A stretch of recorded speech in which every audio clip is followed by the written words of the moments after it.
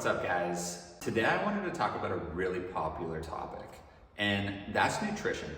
And why I think this video is relevant is because my approach to nutrition has really changed over the last, honestly, like 12 months, 12 to 18 months. It's really changed. And I think it's important to kind of talk about my current views on nutrition, how I eat personally, and what I recommend to my clients and my community. In order to kind of talk about where I'm at now, I have to kind of talk about where my mindset kind of started with nutrition. I'm gonna take it back to 2017 when I did my first course with Charles Poliquin. And I'm never gonna forget when I was at the course, and I had heard him say this before through like articles that I've read, but hearing him say that as a male, if you are not 10% body fat, you don't deserve carbohydrates. It really resonated with me because he was so convincing. If you ever met Charles, he was polarizing. He really made you want to drink the Kool-Aid. So obviously, after taking his course and hearing him say that, I wasn't at 10% body fat at that point. I think I was probably around like 15 or 16. So I wanted to apply what he taught and what he claimed. I went low carb, relatively no carb, for about like 6 to 8 weeks directly after that course. And it worked. I got absolutely shredded. I was in really good shape and I was happy. I kind of want to dive into what he really meant behind that statement was, because the thing that you got to understand is he was so smart, but he was really good at saying things for shock value. So he says, if you're not 10% body fat, you don't deserve carbs. What he really means is the leaner that you get, the better your body is going to be able to handle carbohydrates. And in his opinion, the quickest way to get lean enough in order to handle those carbohydrates better is to limit your carbohydrate intake. There's an argument there. I think that that's definitely a way that you could get lean. And that's what I did. But honestly, what happened is it pretty much ruined my kind of relationship with food, and especially my relationship with carbohydrates. I started viewing carbs as totally evil and associating them with being fat. This wasn't all Charles' fault, because like he literally said that as soon as you get down to 10% body fat, you should up your carb intake through the roof and start eating like 300, 400 grams of carbs. He said for me, like 200 grams of carbs post-workout, once I'm 10% body fat, would be really good. You limit your carbs for so long, like I did, I actually got scared of them. So then what would happen is I would yo-yo. I would get down really lean, and then I would like kind of fall off the rails a little bit, or maybe think that I was fat when I was really just like 2%, maybe less lean. This was a period in my life where I was kind of like not really worried about it, because I was just like, oh, well, I know what to do to get really lean. I just have to cut carbs again and I'll get shredded. That worked probably about like 2 more times, where I would maybe like balloon up to like, I don't know, like 13 to 15% body fat, because I actually don't think it's sustainable to stay as lean as I was like all the time. Then I would just like be like, okay, well, I'm just gonna cut carbs and I'll get shredded again. It actually stopped working. My relationship with carbs was already so damaged, I wasn't willing to try anything else. So what happened next is I just kind of got in this like body purgatory where I wasn't eating carbs. So like I didn't really have that much energy for my workouts, but I was still just like blitzing myself. I've always trained so hard. And the funny thing is like during this period in my life, I had just moved to Toronto and I had made some new friends, and I wasn't as lean as I had been in the past. And the comment that I always was getting from these colleagues and friends was, Andrew's like so dialed in all the time. He barely touches carbs. He trains hard. He doesn't really look the way that he should for how hard he trains and how dialed in he is. Fast forward a little bit, I had messed around with the carnivore diet, which is a ketogenic diet in nature, so pretty much 0 carbs. And I was expecting to get shredded doing that diet, because it's like 0 carbs, you're pretty much only eating meat, organ meats, and salt. But nothing really happened, and again, I actually kind of got fatter. I remember my legs going up on a caliper pinch. So I was like super confused, and I didn't know what to do. I was at about like 210 to 215 at that point, And when I was at my leanest, my absolute leanest, after going no carbs for the first time after that Charles course, I was about 187 pounds. I'm gonna say I'd probably gained some muscle since then, but still, that's a pretty big difference. Now we're gonna fast forward to about March of 2022. And now I'm probably at the, I don't wanna say worst shape of my life, but I was not confident taking my shirt off. I felt like I didn't look the part, which is ironically something that Charles really preached. He said that if you're a trainer, you should 100% look the part, which I totally agree with. I was 217 pounds. I never got my body fat tested, but what I think I was probably around like 21 to 22% body fat.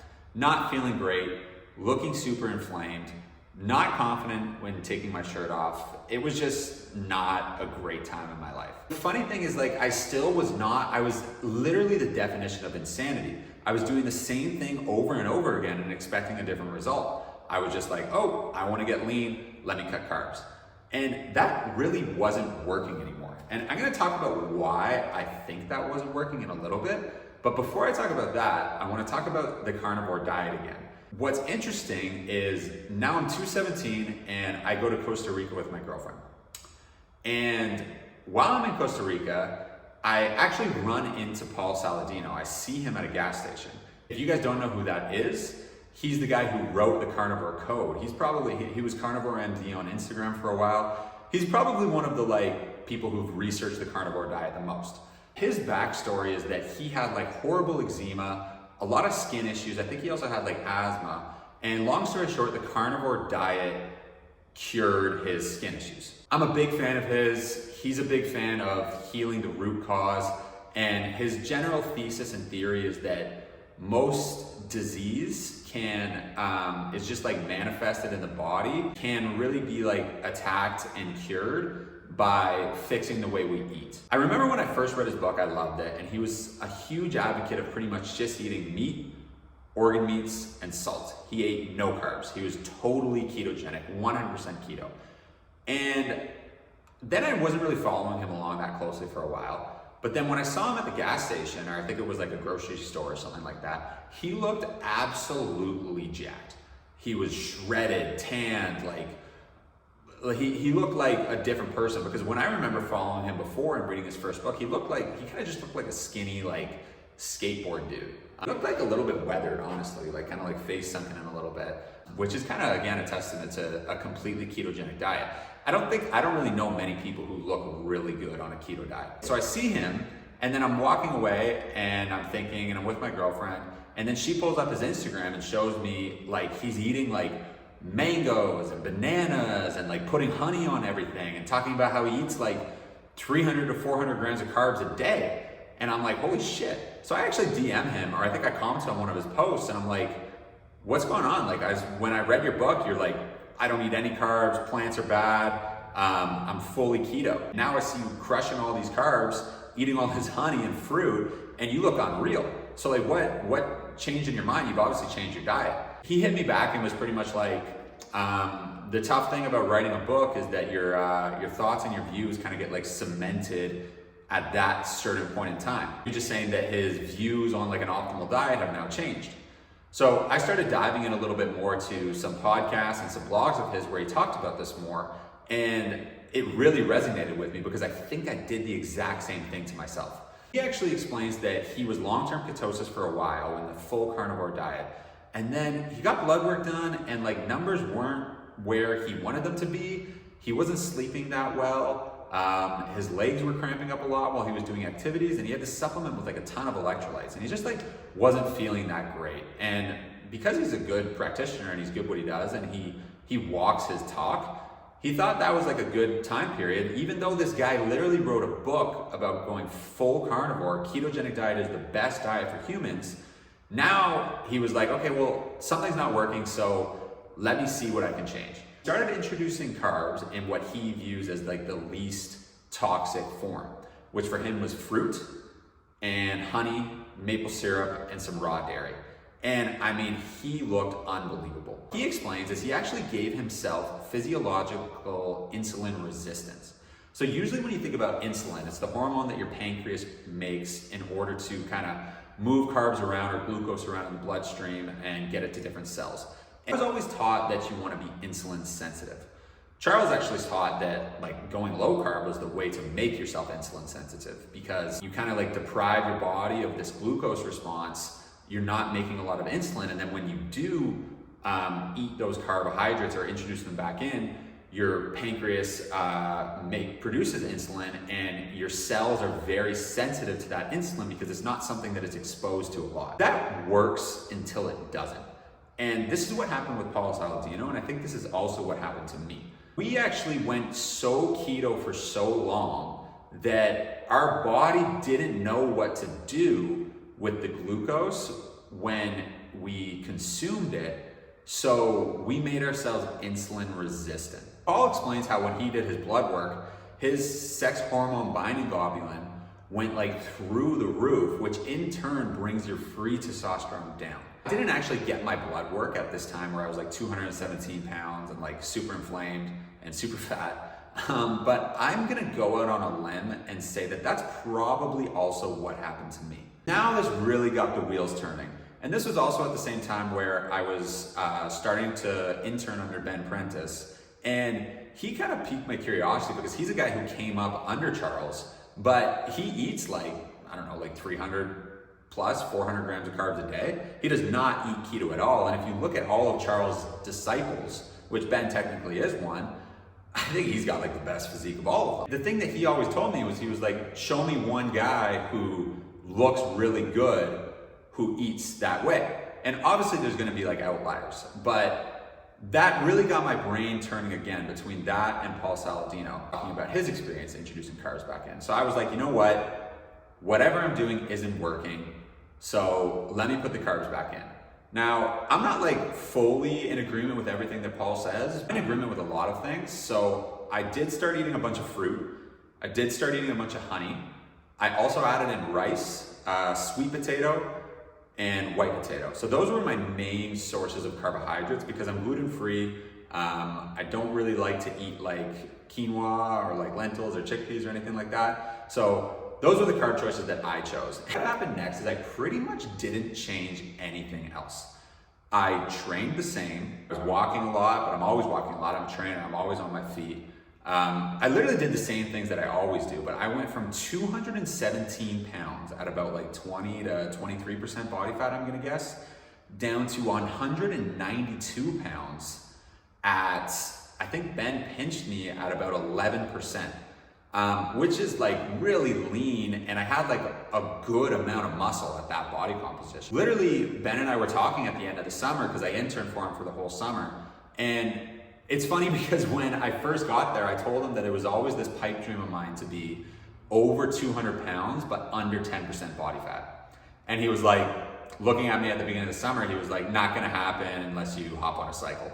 And I was like, yeah, you're probably right. And then at the end of the summer, when he saw me, I think I was like, when I left, I was about 194 pounds and 10% body fat, just gaining muscle all summer and dropping body fat at the same time. He was like, I actually think that you could get there with like a year of solid training under your belt, because he was like, it kind of sounds bad and like you wasted time, but he was pretty much like, for the last 5 years, I wasn't really getting much out of my training because I wasn't eating any carbs. What happened that summer is when I reintroduced carbs into my system, I almost experienced newbie gains again, which is like pretty crazy when you think about it. That's kind of like my experience with nutrition, how it's evolved, how I went from eating like 100% ketogenic to eating on average anywhere between 300 and 400 grams of carbs a day. And that's clean carbs, right? Like I'm gluten-free, so I'm not eating bread, I'm eating gluten-free pasta all the time. I'm eating rice every day, fruit, potatoes, sweet potatoes, like I already named all the list. What's also been able to happen is while eating that many carbs, I've fluctuated from about 192 pounds when I was like really lean, really shredded, middle of the summer, walking a lot, everything like that. But the highest I'll go is like 198 to 200, and that's like middle of the winter where my activity level is way down. I'm not getting much sun, like my testosterone's probably lower from a lack of vitamin D. And like I haven't like at one point been like, well, I wanna get shredded, let me cut carbs. I've pretty much ate like lowest maybe 250 grams of carbs a day for the whole last year. And it's been pretty much a year of that. But the last thing I want to touch on is just like, obviously this is how my individual approach to nutrition has changed, but it's also worked in favor for my clients, because I used to put all of my clients on keto right away. And like, I apologize to anybody that I ruined their relationship with carbs, made them think carbs were the devil, and what have you, because food is such a touchy subject. Nutrition is such a touchy subject. So I think like the moral of the story is, I'm 8 years into this industry and I feel like I just now figured it out. If you're going through something, like if you aren't sure what to eat, just keep trying, keep messing around, never be afraid to try new things. Because at the end of the day, what works for one person might not work for the other person, and vice versa. And the most important thing is to find something that works for you and to be your own practitioner. So you need to eat a certain way and assess how you feel. Eat another way and assess how you feel. How's your body composition? How's your energy levels? How are your lifts? The list goes on. But anyways, that's my experience with carbohydrates. I went from a place of being fully keto, literally 0 grams of carbs a day, to upwards of 200 to 300, sometimes 400 grams of carbs a day. And like I said, my body weight went from 217 pounds down to 192. So that's like what, a 25-pound swing. That's pretty crazy for someone who's like 8 years into training. And yeah, so keep trying. Never get down on yourself. Never get let down. We're gonna be sharing a lot more nutrition content. So would love to keep you guys looped in on that. Like, comment, subscribe. Let me know what other videos you want to see from me. And I'll see you guys next time.